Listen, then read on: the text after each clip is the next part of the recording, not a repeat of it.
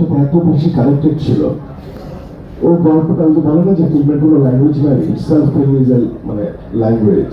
ও না কি কোনো কারণে গল্পটা ভিতরে ধারণ করা ও হয়ে গেছিল। দ্যাটস ওয়াই আমাদের কমিউনিকেশন আবহাওয়া ইংরেজিতে বললেও ও পুরো ইংরেজি পুরো বাংলা বুঝে যেত। একটা পর্যায়ে বাংলা আমরা দুষ্টুমি করে গালি শিখে যেতাম, বাংলা গালি দিতে পারে এখন। আপনারা বিশেষ না করে ফোন দেন, বাংলা গালি দিবে। তো এরকম।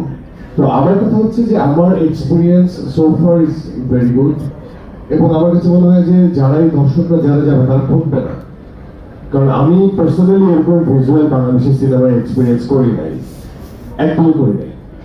এখন আমার একটা সমস্যা আছে, সমস্যাটা হচ্ছে রিয়েলিটি আমাকে খুব টানে, রিয়েল গল্প আমাকে খুব টানে, রক্ত মাংসের মানুষ আমাকে খুব টানে।